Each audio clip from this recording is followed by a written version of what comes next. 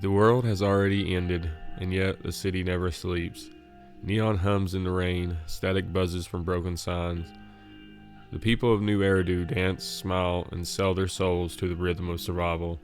This isn't just another Hoyoverse game, it's a statement. A study of rhythm, chaos, and identity in a world that has forgotten what's real. At first glance, Zenless Zone Zero looks alive, colorful, busy, overflowing with motion. New Eridu feels like a cyberpunk playground. But look closer and you'll feel something's off. The people are smiling, but it's mechanical. The music is upbeat, but it's hollow. New Eridu is the last city on Earth, a metropolis built on top of a ruin, powered by hollows, otherworldly voids that consume everything around them. Yet life goes on. People eat, work, flirt, fight.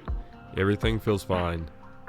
That illusion of normalcy, of pretending the world isn't dying, is the emotional backbone of Zenless Zone Zero.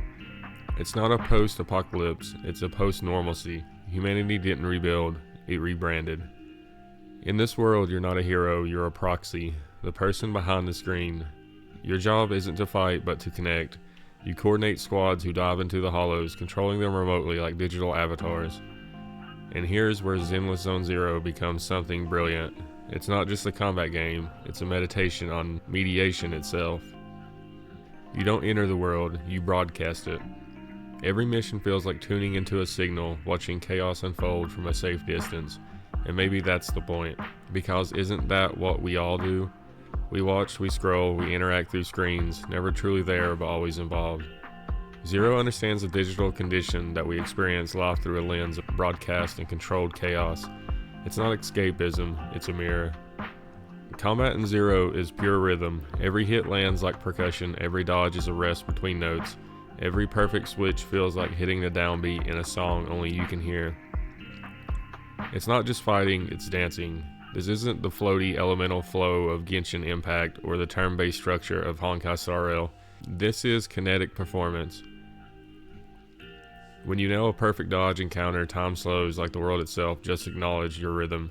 Combat here is conversation between player and machine, between instinct and timing.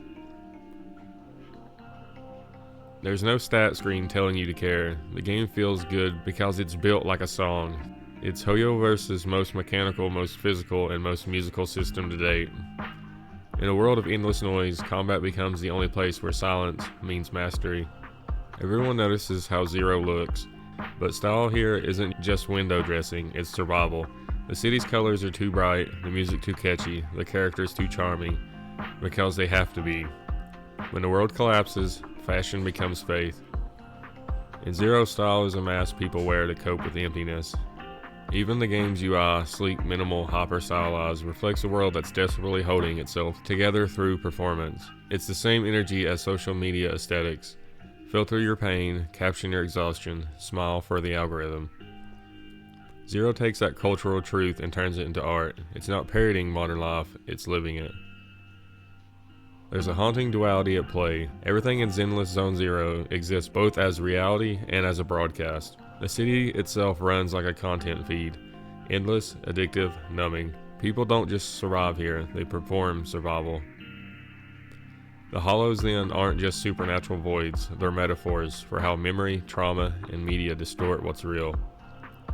You go in, you lose yourself, and when you come back, something's changed. Zero constantly asks, if everything we experience is mediated, what's left of the authentic? And maybe that's why the proxy never fights directly, because they represent us, the disconnected observer trying to make sense of the chaos through the glow of a screen.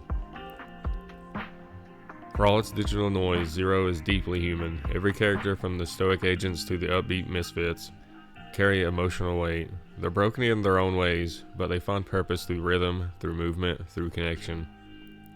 In the end, Zenless Zone Zero isn't about heroes or villains. It's about rhythm, the heartbeat that keeps us moving when everything else has fallen silent. The combat, the music, the style, they're not distractions, they're acts of defiance. Every dodge, every beat, every explosion of color says the same thing. Keep moving, keep dancing, keep living. Because in a world built on ruins, motion is the only form of resistance. The proxy logs off, the city hums, and somewhere in the hollow, the beat goes on.